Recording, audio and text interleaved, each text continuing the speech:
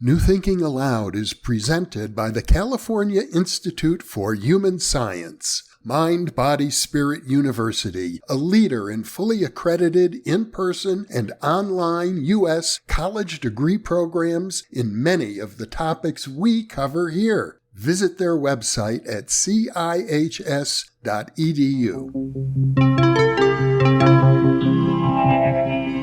Thinking Aloud. Conversations on the leading edge of knowledge and discovery with psychologist Jeffrey Mishlove.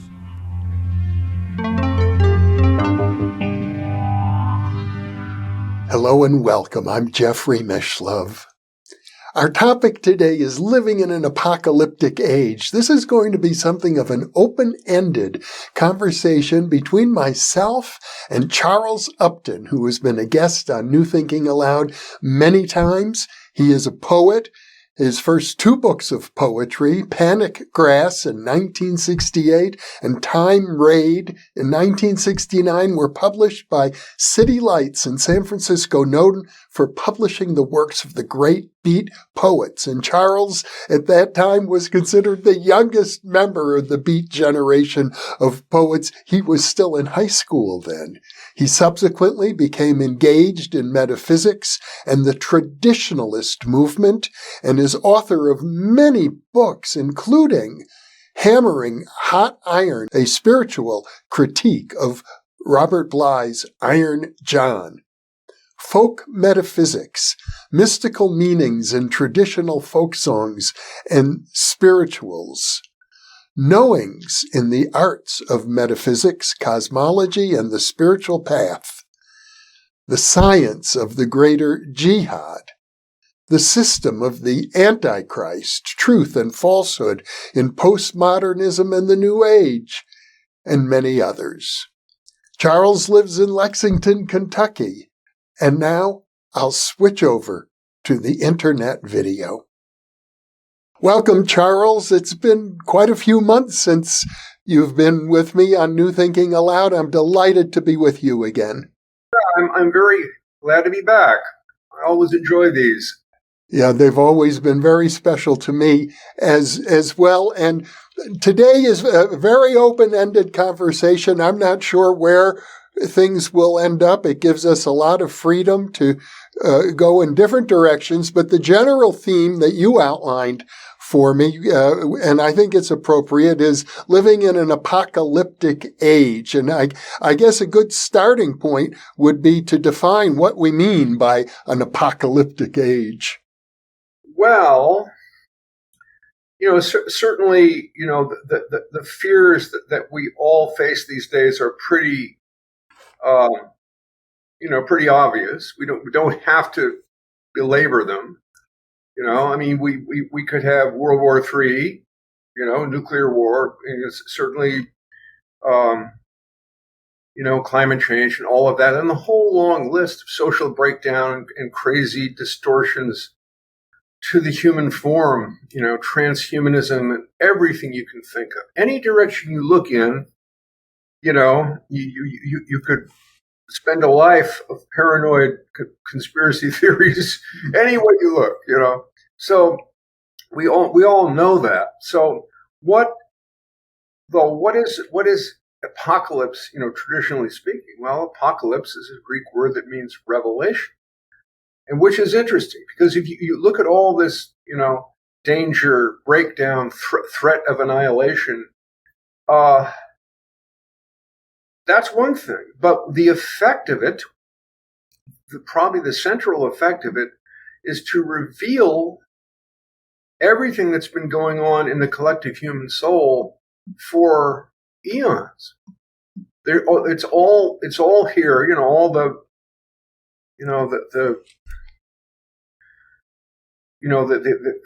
aspirations and the beliefs and the crimes and the attachments of all the karma of the human race for this whole eon, for this whole world age or manvantara, is now coming to the surface. And that's very interesting. One of the things that happens when that comes to the surface is that any attachments that an individual or a collective have not worked through, which, in Islam, we call those idols. Idols aren't just statues of stone. Idols are things that we absolutize other than the absolute. I have an absolute belief in X, Y, or Z, or an absolute attachment to I've got to have X, Y, or Z. And we treat them as if they were God. We treat them as if they were absolute reality. There's no discussion when it comes to that belief, or there's no discussion when it comes to saying that's what I got to have, and so you go for it. So you see people coming up with all of their idols to come to the surface.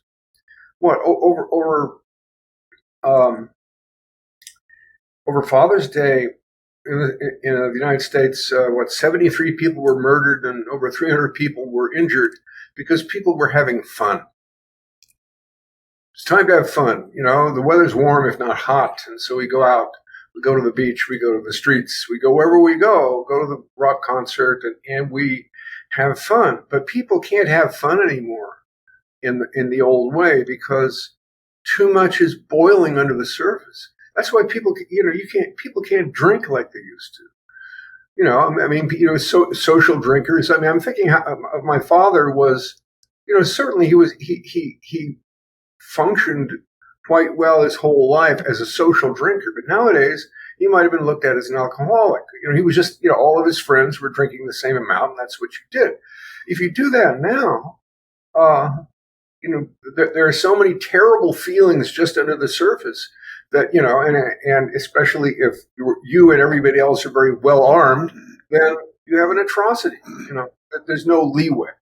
So that's we can talk about apocalypse in in environmental terms and geopolitical terms, but it's also a universal personal thing for everybody. And I shouldn't just look at the whole world and say, well, the whole world must be like the United States, because it's not. I have a wife of one of my Sufis who, grew up in Canada, and she was working as a nurse in Germany, for some years, and she's just moved here to be with him in New York. And they asked her, well, how's the old USA look? And she said, she was shocked. It's not. It's things don't work and things are weird, as compared to Canada or Germany. So that fact can be used if we recognize that everything is going to come up anyway from the deepest layers of our own personal psyches, and also from the collective layer of our personal psyche, because there is a collective unconscious and in which we share the human dilemma, and our particular sector of the universal human dilemma is going to come up and be in our face. So knowing that, instead of going for a number of different things, absolute distraction, right? Absolute, I'm going to get the best video game I've ever seen, with virtual reality goggles in the metaverse, and I'm going to go in there and never come out. If you can afford it, that's what some people are going that way, or drug use, or, now, no, Mr. Nice Guy, the gloves are off. It's time to be serious about, my group and my cadre, and we'll go to war with the other guys, which you see that internationally, but you also see that right, socially in the US of A. So instead of doing those things, if you realize that these impulses and these beliefs are idols that need to be overthrown, that's the big thing in Islam, is overthrowing of idols. When Prophet Muhammad, peace and blessings be upon him, when he and the Muslims finally conquered Mecca, after Mecca being, trying to conquer them in Medina, sending raids against them and going after them. And finally, the tables turned, and he got to the Kaaba, the temple in Mecca, which was then filled with all these pagan gods.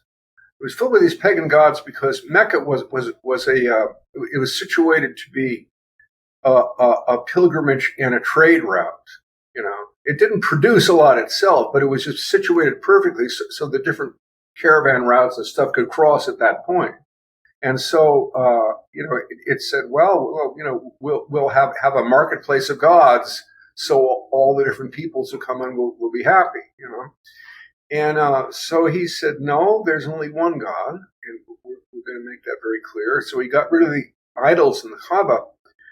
Well, the Sufis say the Kaaba is your heart, is the center of your consciousness, the center of your individual human being, where it connects with transpersonal, divine being, that the point of intersection. And that's what needs to be cleared of idols.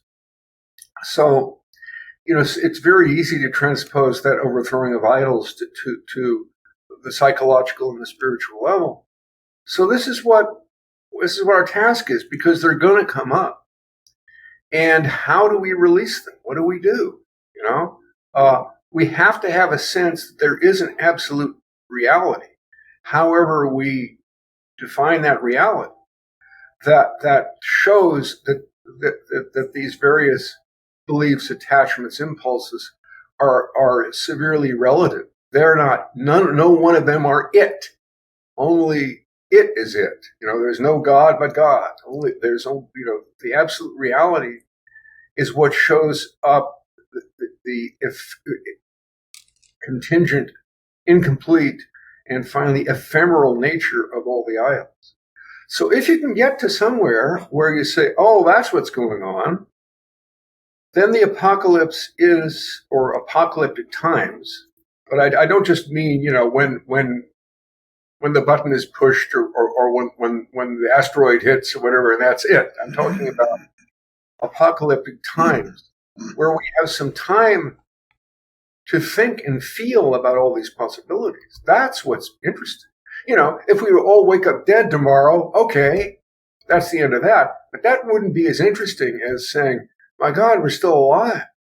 Look at all, and what next? And all of that brings up everything. So we learn to release these things and say, as Muslims say, there is no God but God, and the rest, takes a back seat. And if these things are toxic to us, and toxic to our relationships and such, we can say, well, goodbye to all that. And it's almost, these things are almost being pulled out of us.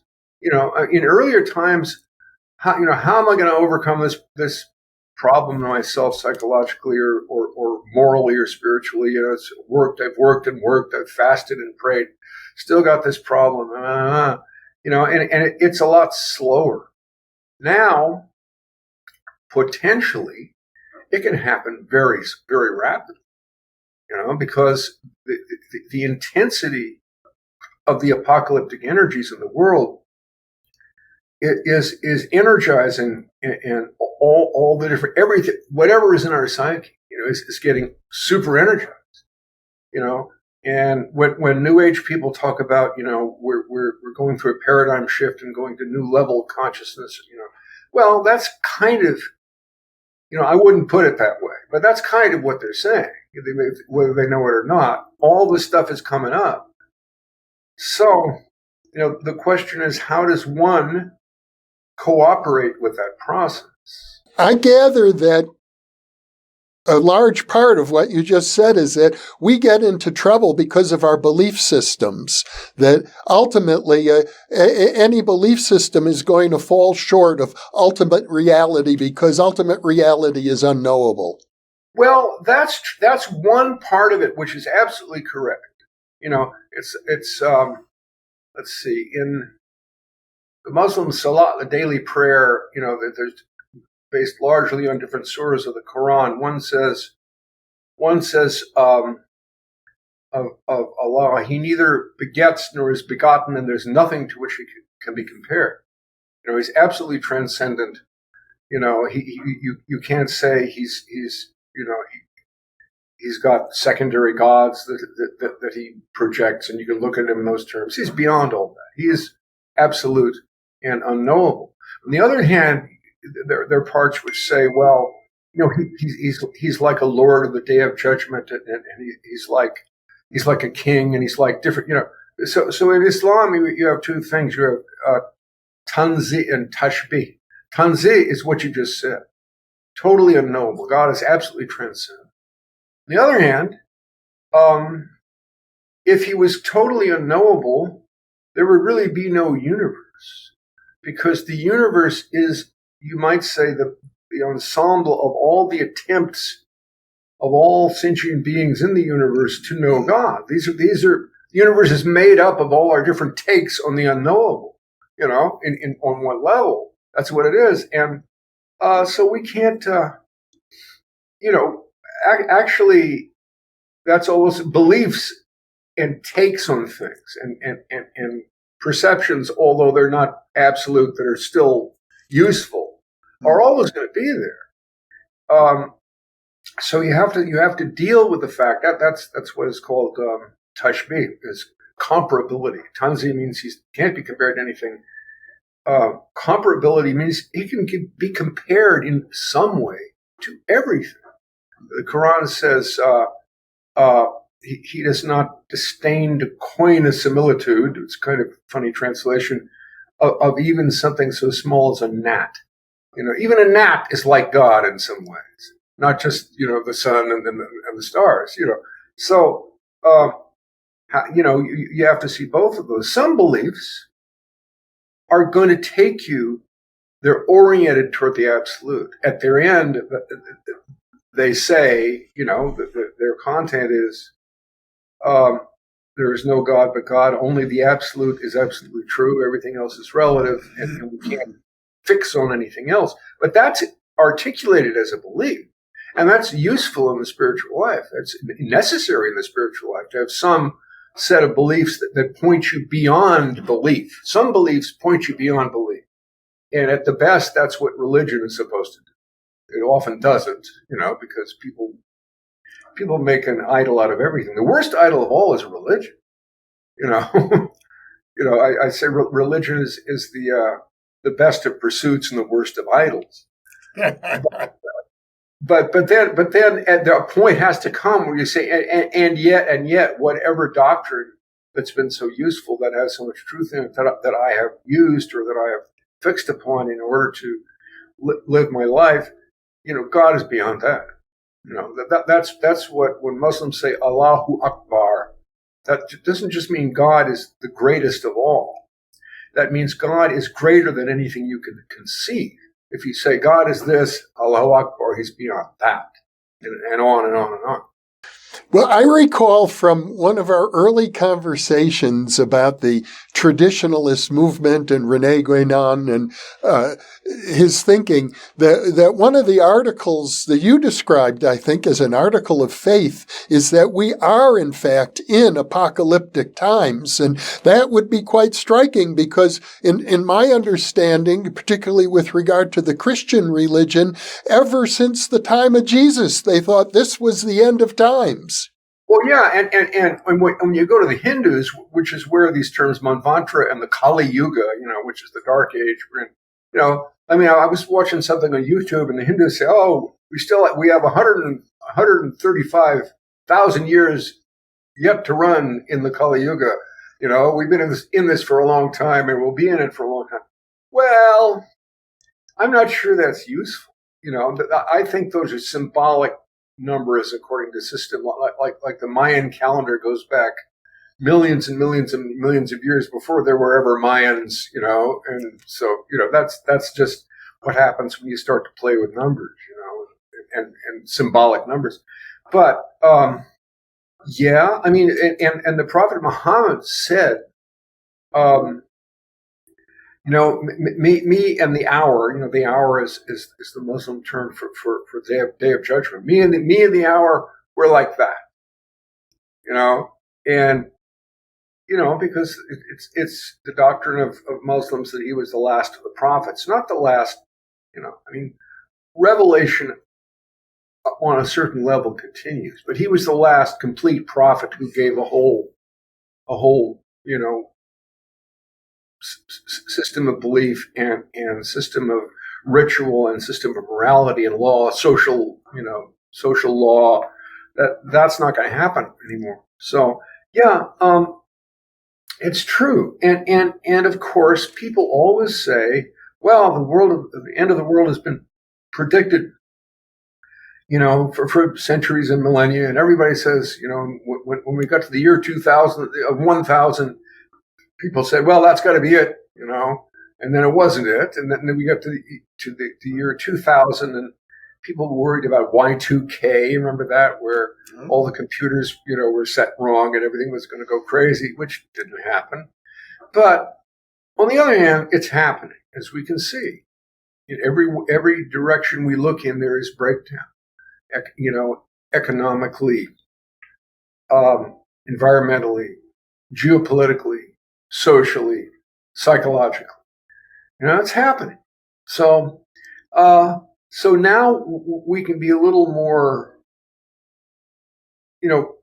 confident that we're not just going off the deep end by saying we're in apocalyptic times. In other words, that set of ideas becomes more useful now than in many times before. On the other hand, the Black Plague was pretty heavy, One thing is for certain, which is that the human species now has the power to annihilate itself, which was not true 80 or 90 years ago. It's true today.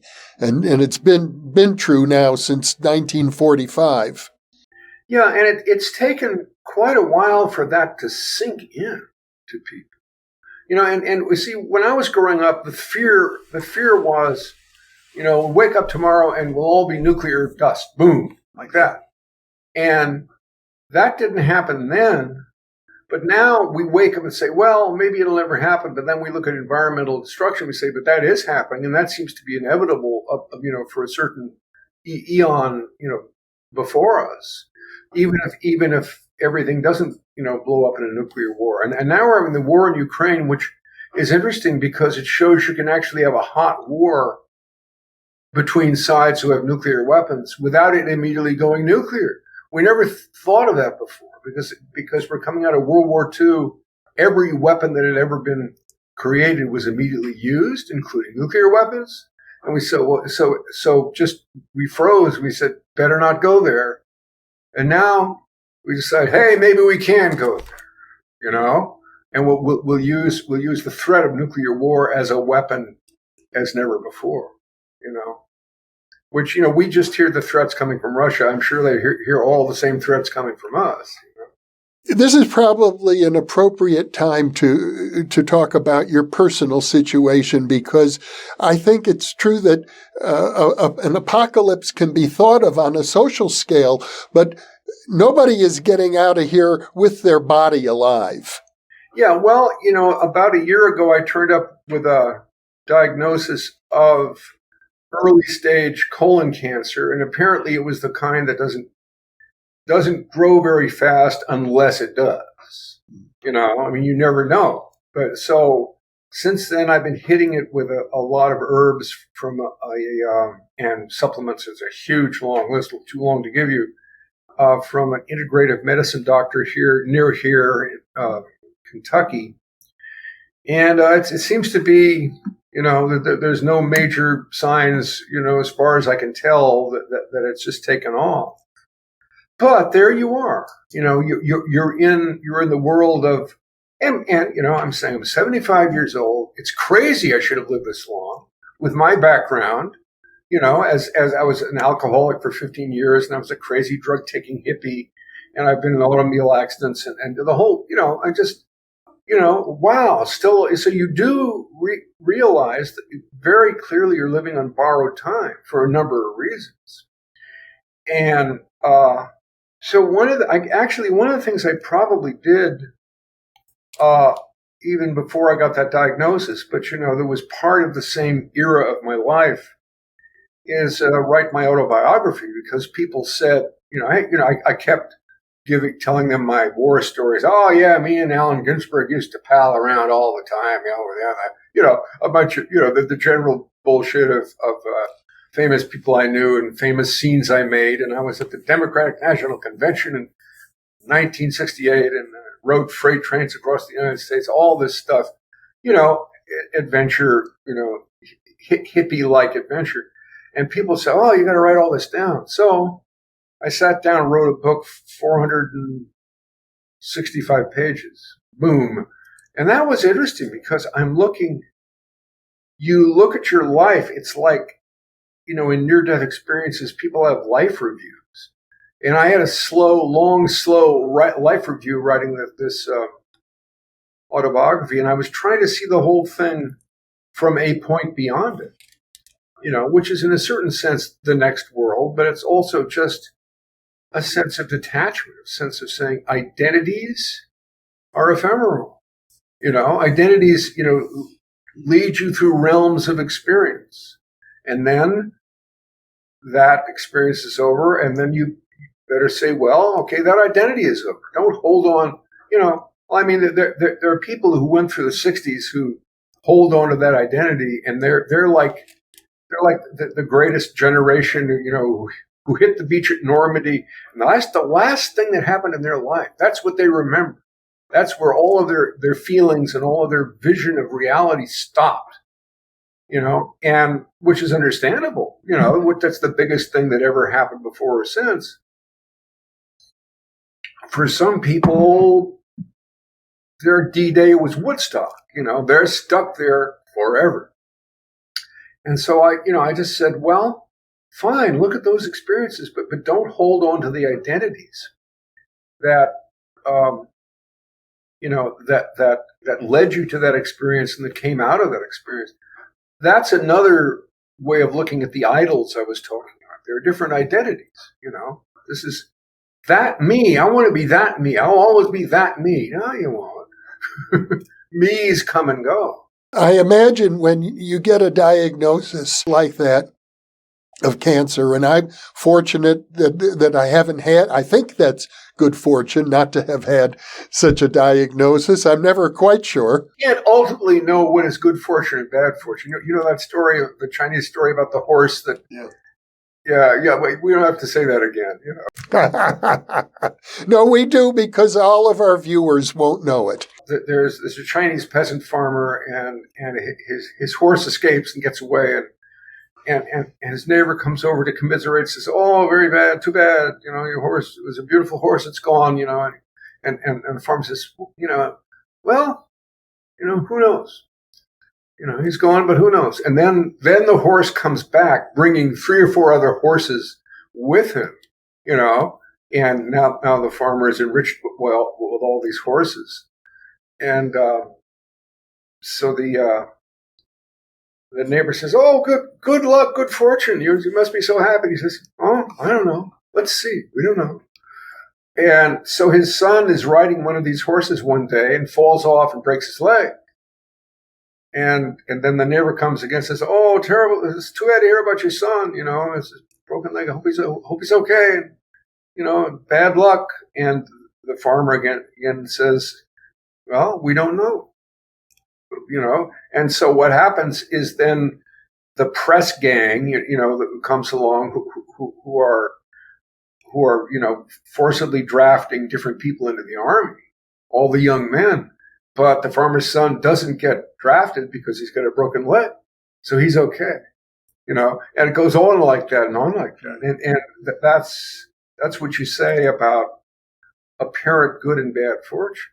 So, but, there is suffering, and suffering is, that's real. You say suffering, that is a misfortune. On one level, that's undeniable.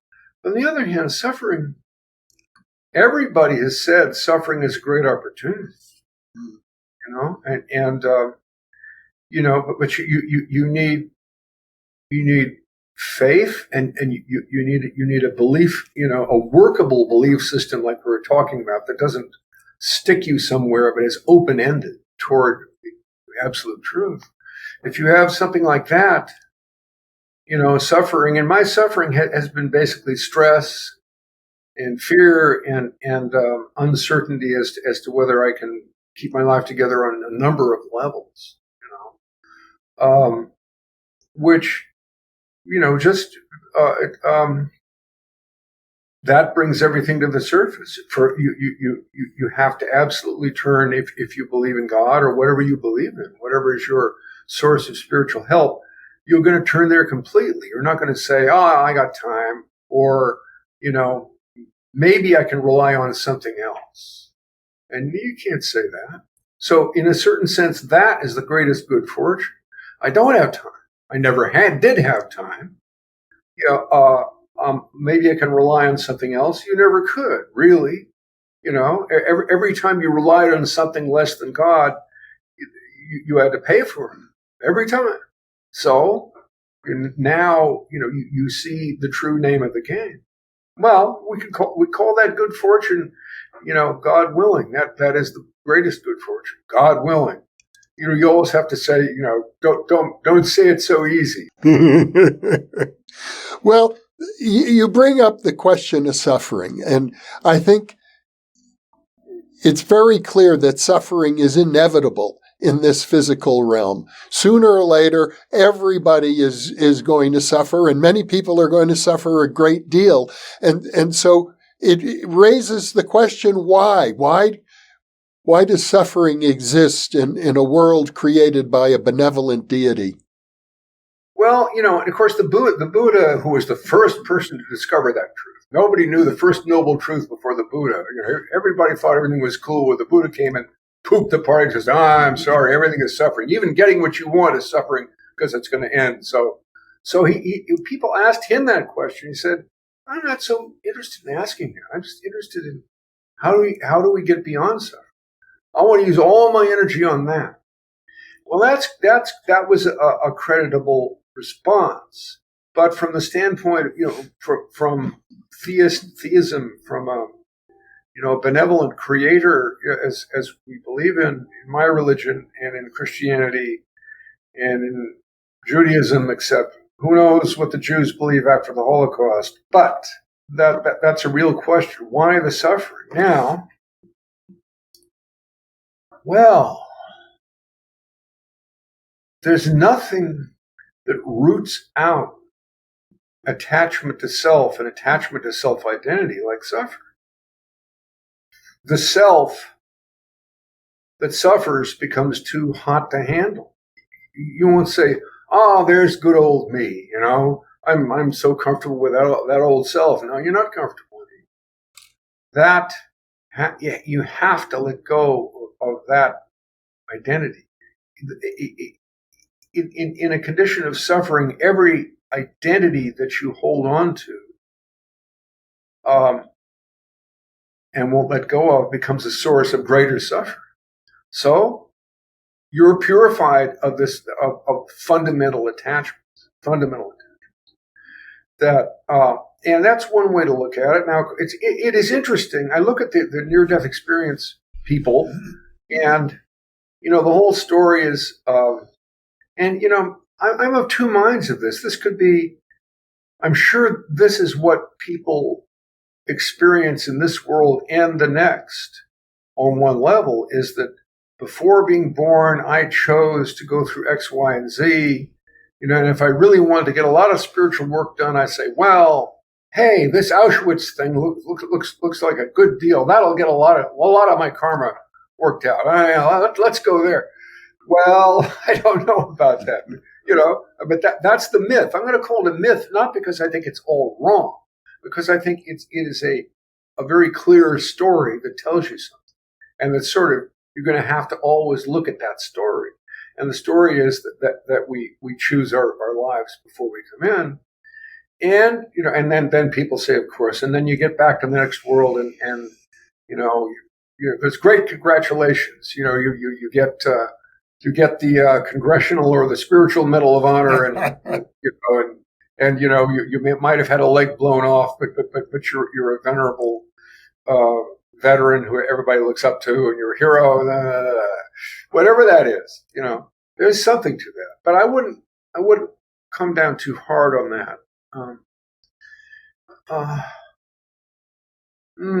It gives you a chance to say and to know that you love God, even with this, and your love deepens. And somehow you can see in the middle of that suffering a depth of love. That because it's only finally the depth of love that can overcome the worst suffering. Nothing else has the power. The deepest love of God and love of all things in God will do it. But most people can't get to that without suffering. So that's one way to talk about it. If a person is going to attain a certain degree of spiritual growth, let's say by going through Auschwitz, it strikes me that the role of the soul is to experience dissolution on every level. At some point, we may become stars and have to experience what a supernova is like. That this process just keeps going on and on and on. Yeah. In the Quran, that is called all is perishing except his face. And that really means all. All the forms that the soul assumes must die. And yet, in the presence of Allah, the soul is an eternal name of Allah. And the Sufis, seek that out in the spiritual path. The annihilation of all identities is called fana, which is annihilation in God, and what comes after that, or what is sort of the other side of that at the same time, is called baka, which is subsistence in God. You are absolutely ephemeral, like the Buddha said, but you're absolutely eternal, like Jesus said. Those are both true. That's a mystery. So what you're saying is annihilation in God and subsistence in God are somehow equivalent. Well, that's what my first, Sufi Sheikh, Sufi master, Dr. Javad Nurbakhsh said. He says, both sides of the same thing. And that's sort of a koan. How could they be both sides of the same thing? But somehow they are. Because, the end of everything less than the absolute is the subsistence of the absolute. And the absolute, as Ramana Maharshi said, is none other than you yourself on a certain level. Not you in your separateness, but you in your, as the presence of the absolute self. This is very interesting. It reminds me, Charles, of a conversation I've had with another guest, Bernardo Kastrup, who is, you may know, he's a dedicated idealist. He calls it analytical idealism. And when we talk about the afterlife, for example, his go-to response is, well, we just merge into the one consciousness. And that's it. He doesn't have much tolerance for thinking about such things as spiritualist communications or reincarnation. But it strikes me that what you're saying is a more complex reality where we can merge with the absolute, but then we may come out again and be reborn and find ourselves in a body once again. Reincarnation is one of the reflections of that truth. But I tend to take the view of reincarnation that the Dharmic religions take, is that you don't want to do this for the rest of eternity, do you? There is a way out of the wheel of birth and death, because there's something for me, and other people may feel totally different. For me, there's something fundamentally sad in always becoming, but never quite being able to be. I'm this and now, because as the Buddha said, impermanence is inseparable from suffering. So, but the permanence can't be the permanence of any conceivable you. It has to be the permanence of God. Yet the permanence of God is not other than you right now. So, you get to a place where language doesn't go beyond a certain threshold. Well, I gather that except for the realm of poetry, language has a hard time dealing with paradoxes. Well, yeah, I mean, every tradition says, now, of course, the word is so paramount in Islam. The Quran, this is the word of Allah, the word. And interestingly enough, Jesus himself was called the Word, which is interesting. You want to know what's beyond language, in the Christian framework, look at Jesus. He's beyond words, and yet he is the Word, the word that says it all right there, And so, words always, it's amazing how close they can get and yet how far away they remain. And you can never fix upon them. Now, when it comes to the Quran, you can always go back and see, something that has a truth that will apply to you and continually work for you. But if you understand it correctly, has, an open doorway to what is beyond conception. I mean, when you say all is perishing except his face, you mean also all conceptions are perishing except the one reality they are attempting to be conceptions of. So there's a practice, if I'm not mistaken, in Sufism called, I think it's called fakr, which is, and I may be wrong here, but that's translated as contemplation, which means something specific. It means poverty, which is like, Sufis are called the fakirs or the fukara. We're the poor ones, the poor in spirit who shall seek God, as it says in the Gospels. And what happens is, in that practice, God generates. He sends you conceptions of himself.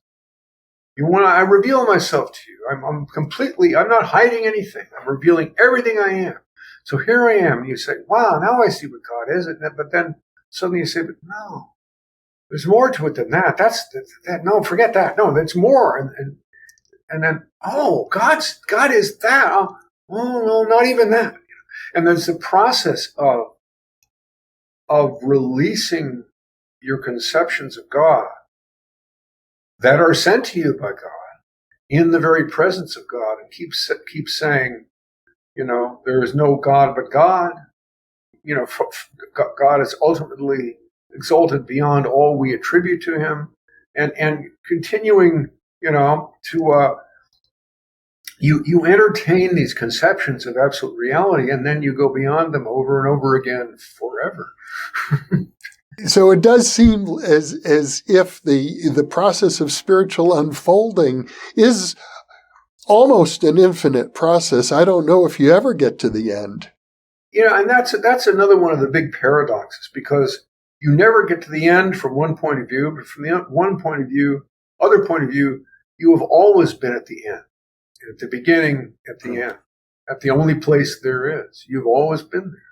And yet, when you look at it as a path to greater understanding and greater enlightenment, in another sense, that is without end. I mean, Gregory Palamas in Eastern Orthodox Christianity came up with the idea of, infinite progress in glory after you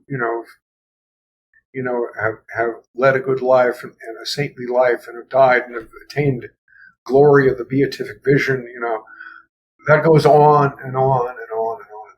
It just doesn't, like, you're not just always getting better and higher.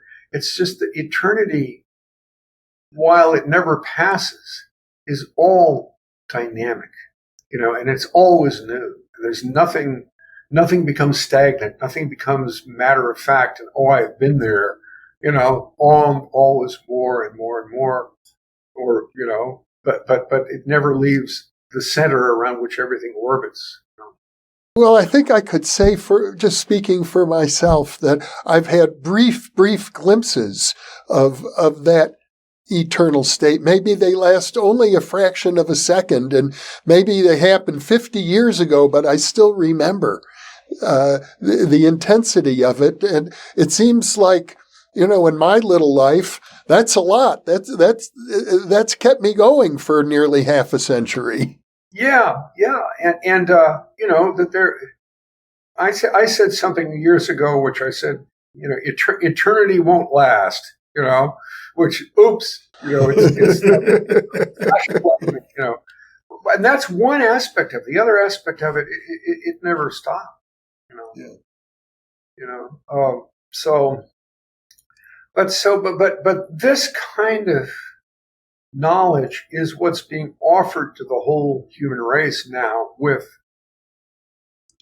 our radically decreased ability to hold on to anything else, which means that sometimes we'll just hold on to the worst things. We'll say, well, reality is, if the world is this horrible, then horror must be the reality.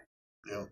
And this leads people to terrible atrocities or to Satanism or something. Just let's, if there is a God, he must be evil because look at all this. So that's the devil, right? So let's go for that. I don't think that's the best way to go. As if that would settle it. As if you could say, well, the problem is I haven't sufficiently despaired. I have to go for absolute despair. Then I'll be okay. Because, that'll be the end of all this trying to hope and things. You can never get to absolute despair, unfortunately. You can't quite make it, but you can get, so that way is not a good way to go. You can get to absolute truth, absolute faith, and absolute love. That can be done. Absolute truth, faith, and love. And I gather what you're saying is a love that is so sure that it can withstand even the annihilation of the body. I mean, everybody goes through the annihilation of the body. And at one point, physical death, after you really get there, apparently is pretty easy. So many people, I was so sick, I was in so much pain, and poop, popped out of my body. Now everything's okay. I mean, it is sort of, physical death is the easy way. And so maybe physical death does not complete the process of self-annihilation. The thing is, you're still alive and your body's still here, and yet, on all the other levels, annihilation is staring you in the face. That's when you go through the spiritual, the spiritual annihilation. And that's more formidable. People are more afraid of that than they are of dying. People say, oh, dying, all I have to do is die. That's no problem, but I have to stay alive and face this. Oh, crap. That's what people really fear more. I always say if there is such a thing as reincarnation, which I have different takes on, but my path does not use that concept. But if there is such a thing as reincarnation, it's because we're much less afraid of the suffering of birth and death than we are of the absolute death that would take us beyond that suffering. That's more terrifying to us. And so we'll just run from lifetime to lifetime so as we don't have to come to the point of facing that. I need to ask you to amplify a little bit what you mean by the absolute death. Well, it's the death of all identity. What you get from near-death experiences is, I died, but I found out my identity was still there. Oh, what a relief! Yeah. I was bobbing around, but I was still me, and I was still recognized myself. I even haven't had a kind of a body, and too much. That's not the absolute death. The absolute death is it's indescribable, but you find that the you thought existed never existed to begin with. There was nothing but God. And of course, that mysteriously, that's only one side of it, because God manifests as all forms. He's not just, the universe doesn't just get to a point where it's snuffed out forever and it never comes back and there's only God, but with no one looking at him, Inevitably, he generates, sentient beings who have different conceptions of him. That's the way it goes on. But there is the absolute It's like what Ramana Maharshi went through, his story. I use him as the touchstone for Advaita Vedanta, which a lot of people do. And, he was this normal kid who was sort of, and he was athletic and he liked playing soccer or whatever you imagine kids back then doing. And then, and he was, there had been certain signs that his mother had seen when she was pregnant with him that were auspicious, but nothing special about this kid. And then suddenly he just comes, and everything's okay in his life, no problems, and no illnesses, no great poverty, and kind of a middle class kid. And then he suddenly gets this terror of death, and it comes out of nowhere. He says, "Oh my God, I'm going to die," And he looks around and says, "But there's nothing wrong. I'm not sick enough. My family's got enough money, and what's this?" But it kept coming stronger and stronger on him. And so the day came when he lay down. He said, "Well, if I'm going to die, why fight it? Let me just lie down and die." So he lay down and he imagined himself a corpse. And he said, "Okay, now I'm dead," And he went on and on and on with that experience until he realized everything I was is dead, yet there's something that doesn't die. He went right to it. He didn't go to it through doctrine and through yogic practice and for all the stuff that most people do. He was taken there immediately. And then there's a great story. He somehow heard of Arunachala, the sacred mountain in South India, sacred to Shiva, and he says, "That's it. That's where I go." And so he was given somehow he stole his brother's college money or some of it so he could take a train to Arunachala, which is, he's not supposed to, this is a saint, he's not supposed to do that. So he stole that money and he ended up at Arunachala, in the Tiruvannamalai, where there were other yogis and such meditating on Shiva, and he found a place to sit. There was a temple there and he just sat. He said, "Okay, now I'm here." Blue. And he went to the deepest samadhi, nirvikalpa samadhi, where everything disappeared. And he would be in there forever. And people would look at him and say, this person is going through something amazing. But when's the last time he ate anything? So from time to time, they wake him up and they'd shove some food and water into his mouth. And then he'd say, and he'd go back. And so he went through this period where he was so impassive that apparently the insects were starting to eat his legs and things like this. He didn't know. He didn't notice. And then ultimately he came out and he said, well, he had so perfectly realized the absolute self that his phenomenal, self or his phenomenal experience could come back, and it wouldn't hide it. It was there. So who cares if you come back and now you have a body and a mind again? That doesn't change anything. That's not who you are. Who you are is that, and that was so absolute with him. And then people recognized that this, because he was streaming with light. Whenever, this Shakti thing, whenever there's realization, there's Shakti. And he wasn't, like one of these yogis that invokes the Kundalini and manipulates the Shakti and does various things with a divine power. He didn't do anything with it. It just did it itself because, when you go beyond self-identification, there's a huge hole in things because almost everything in the universe is made out of some kind of self-identification. But then this hole appears, and into that hole rushes the universe. The whole universe has pure energy because something has to fill that hole. And that's what Shakti is. And so, there were various manifestations of him, and he would know things he couldn't know, and he would produce objects out of nowhere, and he would bilocate it. But these are rare stories because he wasn't into that. He was not a wonder worker per se. That just had to happen because there was nothing to prevent it. So he became, the sage Arunachala, and somebody came along and named him.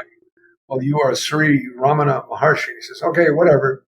I'm no longer named myself, so somebody else has to name me. And there he was. So that is like the absolute death. But yet there he was. We talk about Fanala and Baka.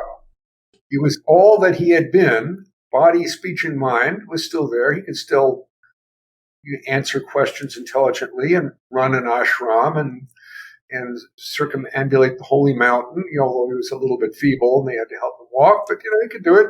And he was all there, but he wasn't there. Only God was there. Only the absolute truth was there. What a wonderful story, and it suggests a kind of complexity to the way the universe works that's always going to sort of defy our attempts to turn it into a system. Yeah, it is complex, but also it is host to an absolute simplicity. So if you can't figure out the complexities of it, which include reincarnation and Shakti and chakras and all those different levels of being and all that, if you can't ultimately figure that out or gain total power over it, so you can manipulate it for your own good or for the good of humanity, whatever, if that is beyond everybody's capacity, then there's nothing left but the absolute simplicity out of which it all comes. Well, Charles, that is a beautiful note to end on today.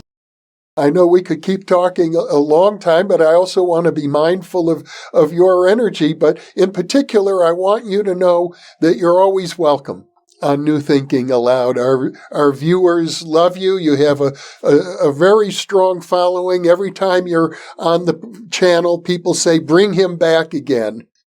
The other thing I want to say to prove that I'm not perfectly annihilated is that I still do have a GoFundMe campaign for my illness. And, it's just, I had so many other things that were problematic, running out of money because my investments stopped paying because of the interest rates. And so, and the house needs crazy repairs and my wife and I need a huge amount of dental work. And it just, and I said, well, what can I do? And then I was lucky enough to get colon cancer. I said, now I can ask, but I made it clear, I got a lot of needs. I really do. So we will publish a link to your GoFundMe page in the description attached to this video. So any of our viewers who would like to contribute to the wonderful work that you are doing and have been doing for a long time, I encourage them to look at the description and click on it and visit the GoFundMe page. Yeah, if you want to keep me talking, that's pay me and I will continue to eat. If I continue to eat, I will continue to talk. That's the deal. It's a good deal. I encourage our viewers to take advantage of it. It's a great deal. Hopefully it will be helpful. We have a lot yet to talk about, so you have to stick around a while. Yeah, I'll do my best. God willing, inshallah. Inshallah. Well, Charles Upton, once again, thank you from the bottom of my heart for staying alive and being with me today. And I truly hope that we have many, many more conversations because I find I gain every time we talk. I can talk because you and people are listening. If nobody was listening, I would be tongue-tied. I wouldn't know what I knew. And this isn't even actually my knowledge. This is just the knowledge, but if there's nobody to receive it, it never gets articulated. So all sides in this are necessary. Well, that's why I close every interview by thanking our audience, because if it wasn't for them, we wouldn't be here. Right. To be formal about it, for those of you watching or listening, thank you for being with us, because, as I just said, you are the reason that we are here.